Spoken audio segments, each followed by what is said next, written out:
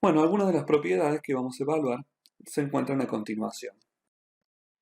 La densidad es la masa por unidad de volumen, siendo sus dimensiones masa sobre el volumen cúbico, y se la representa en el sistema internacional en el SI como kilogramos sobre metro cúbico.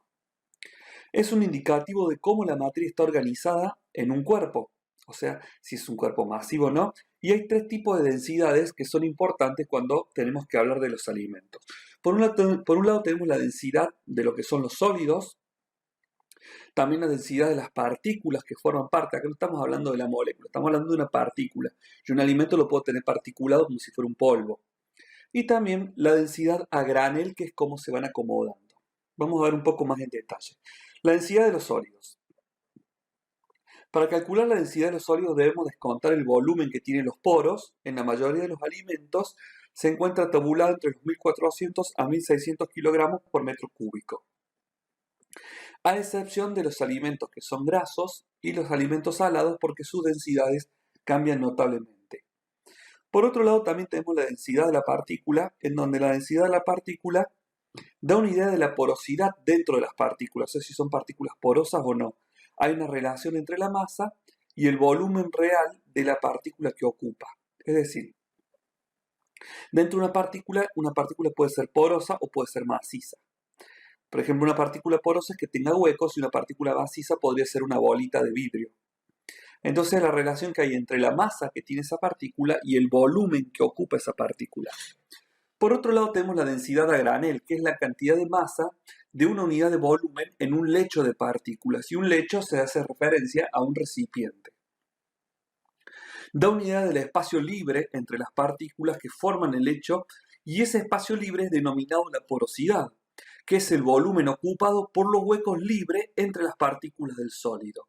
Si ahí vemos nosotros ese frasco que contiene esas bolas, y la porosidad que tiene de densidad a granel, la porosidad son esos espacios que quedan cuando vos acomodás esas bolas dentro. Porque todo este recipiente no se va a llenar con las bolas, sino que las bolas tienen su propia estructura, las cuales van a entrar en contacto entre ellas, pero como no se cierra de manera masiva y tiene una estructura sólida, va a haber espacio entre cada una de esas bolas que van a quedar vacías. Eso se denomina porosidad. ¿Y cómo se calcula? Se calcula como la relación de 1 menos la densidad a granel sobre la densidad del sólido. Entonces, de esa forma nosotros vamos a calcular cuánto es el espacio que queda de porosidad. Otro cálculo que podemos dar en base a la densidad grande es la densidad interparticular, que es la densidad que tienen entre las partículas. Entonces, 1 menos la densidad a granel sobre la densidad de las partículas. De esta forma nosotros podemos hacer cálculo del volumen de los recipientes que nosotros podemos tener de acuerdo a cómo se acomodan estas moléculas, estas partículas, y de esa forma calcular el tamaño de los envases o el tamaño de los contenedores para hacer el transporte de estos alimentos. Acá tenemos, por ejemplo, unos distintos tipos de alimentos en donde se los ejemplifica. En cuanto a la densidad, podemos ver la tabla 1.6, que es la densidad de sólido por algunos componentes mayoritarios de alimento. La glucosa es de 1560 kilogramos sobre metro cúbico. La sacarosa tiene un volumen, un peso, una densidad muy parecida. El almidón también está rodeando entre los 1500 y los 1600 kilos. La celulosa ya varía un poco de acuerdo al grado de compactación, entre los 1270 y los 1610. Las proteínas aproximadamente unos 1400 kilogramos por metro cúbico, pero las grasas al ser moléculas más grandes, más extensas, se acomodan de una forma diferente, por lo cual ocupa más volumen en menos densidad. Tiene entre 900 y 950 kilogramos sobre metro cúbico. La sal ocupa muy bien sus espacios, por lo cual incrementa sus kilogramos en metro cúbico. El ácido cítrico está en 1540 y el agua sabemos que tiene densidad de 1 kilogramo por metro cúbico. En la densidad de granel de algunos productos alimentarios vemos el arroz con cáscara de 320 kilogramos en un metro cúbico, el arroz al quitarle la cáscara de 770, por lo cual la cáscara es como que ocupa mucho volumen sin tener mucha masa. El azúcar en granulado es de 800 kilogramos metro cúbico, el azúcar de mesa es la granulada. El maní con cáscara es de 480 a 720 kilogramos por metro cúbico. El cacao en grano se compacta muy bien y obtenemos de 1073 kilogramos sobre metro cúbico. Por ejemplo, vemos la leche entera seca, que es la leche en polvo, que ocupa unos 320 kilogramos metros cúbicos, y una leche líquida ocupa un poquito más de 1000 kilogramos metros cúbicos, solamente que acá no está representado. Eso es porque la leche entera en polvo se particula y eso tiene también mucha porosidad, esta densidad a granel. Ahí vemos las semillas de colza, 770 kilogramos metros cúbicos. Si fuera el aceite, estaríamos hablando como la grasa, entre 900 y 950 kilogramos por metro cúbico. La humedad. Humedad es la cantidad de agua presente en una muestra y puede expresarse tanto en base seca como en base húmeda. La humedad en base húmeda es la cantidad de agua por unidad de masa de muestra húmeda. Y se lo expresa como masa de agua sobre la masa de muestra húmeda. Es decir, yo determino la cantidad de agua que tengo con una estufa, 3 horas a 105 grados, y eso después lo relaciono con los 100 gramos que yo puse dentro de la estufa. Entonces, si tengo un 10% de humedad, yo entonces voy a tener 10 dividido 100. Entonces, de esa forma, yo veo el contenido de humedad. Entonces, tengo un contenido del 10%, 10 cada 100. Después, humedad en base seca es la cantidad de agua por unidad de masa seca del sólido. O sea, si vuelvo al mismo caso, yo pongo en la estufa en 100 grados, 105 grados, 3 horas, y metí 100 gramos y yo tuve 10 de humedad porque se fueron de esa estufa 10 gramos, eso quiere decir que fue la humedad que se evaporó, por lo cual yo acá para calcular la humedad en base seca voy a tener que restarle a los 100 la cantidad de humedad que yo tenía, como era 10. Entonces acá voy a tener la humedad en base seca va a ser la masa de agua, que eran los 10 gramos que se evaporaron, y la masa de sólido seco es los 100 gramos que yo puse menos los 10 gramos que se evaporaron, es decir, 90. Acá voy a tener 10 sobre 90 y de esa forma yo tengo la humedad en base seca. La humedad en base húmeda era 10 sobre 100 y en esta es 10 sobre 90. ¿Cuál relación hay entre ellas? Bueno, a partir del cálculo de la humedad de la base húmeda, yo lo puedo sacar a partir de la humedad en base seca dividido la humedad en base seca más 1. Y la humedad de base seca yo la puedo calcular como la humedad de base húmeda dividido 1 menos la humedad de base húmeda. Y de esa forma yo tengo la relación que hay entre las humedades de base húmeda y la humedad en base seca.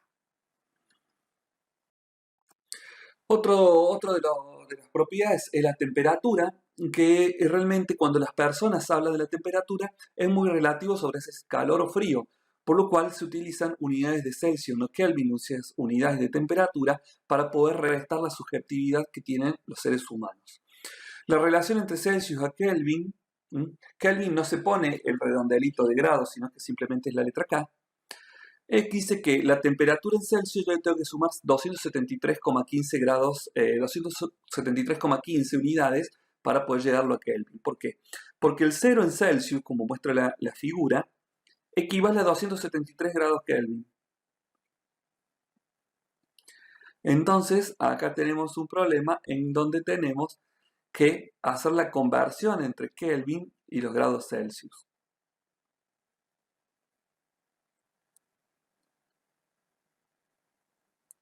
Ahí ven que dicen 10, 20, 30, en realidad es 273, más 10 es 283, 293, así se le va sumando para que vean que es la misma relación. Las variaciones, ¿por qué se da eso así? Que si subo 10 grados Celsius, subo 10 grados Kelvin. Porque las variaciones entre Celsius y Kelvin son iguales, lo que pasa que está un poco desfasado lo que ellos consideran el cero. Para el 0 Celsius son 273 Kelvin y para el 0 Kelvin son 273 grados bajo cero de Celsius. Pero si se mueve un grado tanto de Celsius Kelvin es igual. ¿Por qué? Porque está dividido, los termómetros, estas escalas están divididas en las mismas unidades. Es decir, equivale un grado Celsius a un grado Kelvin. Por último, vemos un poco lo que es la presión, que es la fuerza ejercida por un fluido por unidad de área en la superficie interna de la pared. En el sistema internacional se lo ve como Newton sobre metro cuadrado y esa expresión se la conoce como un pascal. Pero pasa que los pascales son muy pequeños, son muy chicos, entonces se utiliza la denominación de bar. Y acá tenemos cómo se puede representar esta situación. Un bar es un 10 a la 5 pascales, equivale a 0,1 milipascal, un millón de pascales, o 100.000 kilopascales. Otro término que nosotros es muy importante al hablar de presión es la presión atmosférica, que una atmósfera equivale a 101,325 kilopascales. Es decir, es casi un bar, una presión atmosférica. Ahí vemos cómo en un recipiente estas partículas de gas ejercen su presión contra los contornos de esa pared, y eso es lo que se denomina la presión que se está ejerciendo. Podemos ver que la presión absoluta es superior a la atmosférica en este caso, y acá tenemos los distintos tipos de presión. Por un lado, la presión que nosotros hablamos, lo hacemos referencia a la presión, es la presión atmosférica, que es la diferencia entre la presión absoluta y la atmosférica. Esa es la presión que sentimos.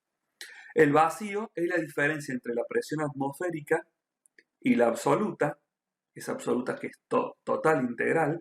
Ahí tenemos la presión de vacío. Y la presión absoluta es inferior a la atmosférica. Y acá tienen un problema. ¿Por qué? Porque en realidad dos veces se menciona presión absoluta. Una haciendo referencia a la suma de la presión más el vacío más la presión, que es la diferencia entre vacío y presión atmosférica con respecto a la absoluta total. Entonces podríamos decir absoluta parcial. La absoluta total es la suma de la presión más el vacío más la presión absoluta relativa o parcial. Y ahí tenemos la presión, que es la diferencia entre la presión absoluta total y la atmosférica. Eso es lo que sentimos como presión. Después tenemos la presión de vacío, que es entre la presión atmosférica y la absoluta parcial. Y tenemos la absoluta parcial, que es la diferencia entre la presión absoluta total, y yo le voy a restar la presión y el vacío.